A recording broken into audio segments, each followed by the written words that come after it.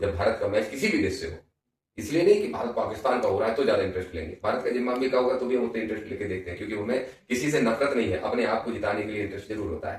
तो बहुत क्रिकेट का शौकीन हूँ। युवराज सिंह मेरे फेवरेट प्लेयर है, युवराज सिंह के पहले विनोद कांबले मेरे फेवरेट प्लेयर रहे बैट्समैन के रूप में, जहीर खान के साथ साथ अभी आजकल नौजवान लड़का बुमराह, ये हमारे फेवरेट प्लेयर। आज एक आध अभी एक नौजवान बच्चा जो आया है वैभव सूर्यवंशी, ये सब बहुत अच्छे प्लेयर हैं, ये सब हमारे फेवरेट प्लेयर है। मैं देखता हूँ, हमारे बच्चे भी बहुत शौकीन देखते। तो टाइम मिल पाता मतलब नहीं मिल पाता तो अगर मैं ट्रेन में हूँ तो देख लूंगा, नहीं तो फ्लाइट में जब रील दे तो फिर आ गया तो फिर कुछ देख लूंगा ऐसे, लेकिन इंटरेस्ट पूरा रहता है कौन जीता कौन हारा। आईपीएल में इंटरेस्ट नहीं रखता क्योंकि उनके मालिकों के कहने से टीमों को हारना जीतना भी पड़ता है।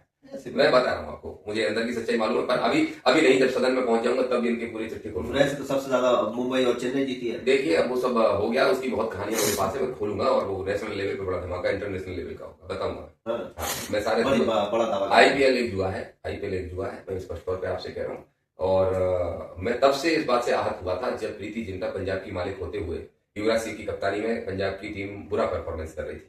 तो एक खबर मेरे पास आई थी जिसको मैंने कंफर्म किया था कि 5 स्टार होटल से वो निकाल के उनको 3 स्टार में ठहरा दिया गया था मालिक के द्वारा।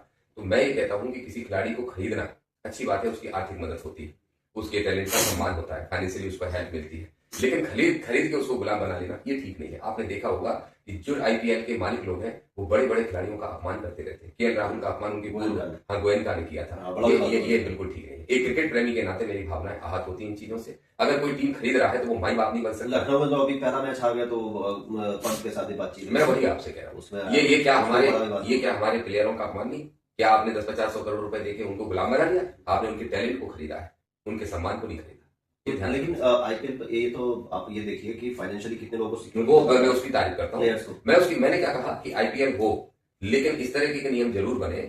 आईपीएल हो उससे जिनको कभी प्लेटफॉर्म नहीं मिल पाता, क्योंकि 16 में सब सिलेक्ट हो जाए, 14 में सब हो जाए, ये संभव नहीं है। और कई लोग तो अपनी जिंदगी पूरी बर्बाद भी कर देते हैं और उनको आर्थिक रूप से बहुत तंगी उनके परिवार को झेलनी पड़ती है। इन सबके लिए आईपीएल बहुत अच्छा है, ऐसे प्लेटफॉर्म और बनना चाहिए। मैं तो कह रहा हूँ स्टेट लेवल पे भी इन सबको ये सब शुरू करना चाहिए। शायद इसकी शुरुआत होने भी वाली है। ज्योतिरादित्य सिंधिया के बेटे ने भी घोषणा की है। आजकल तो नेताओं की बेटे ही बन जाते हैं, जैसा है वो आप देख ही रहे हैं, तो ये इन्हीं लोगों को बन जाता है। सबसे पहले तो इस पर कुछ करना चाहिए भाई, क्रिकेट बोर्ड का चेयरमैन अध्यक्ष जो भी बनते हैं वो किसी एक्स क्रिकेटर को ही बनना चाहिए, ये बहुत ज्यादा जरूरी है। लेकिन जरूरी थोड़ी है कि कोई एक्स क्रिकेटर होगा नहीं, इसलिए मैं कह रहा हूँ कि ये अगर जरूरी नहीं है तो ये तो बहुत नेसेसरी है कि जो क्रिकेट का कार्य जानता हो, जो बैट पकड़ना नहीं जानता हो, वो कैसे तय करेगा कि कौन खिलाड़ी सिलेक्शन के लिए ठीक है? वो कैसे तय करेगा कि मैच कहाँ कराना ठीक है, क्या क्या सुविधाएं उनको मिलना ठीक है? यूपीएससी का एग्जाम देने के बाद, पढ़ाई करने के बाद ही आदमी कलेक्टर और एसपी बनता है ना भाई। तो इसमें भी पढ़ाई की व्यवस्था होना चाहिए।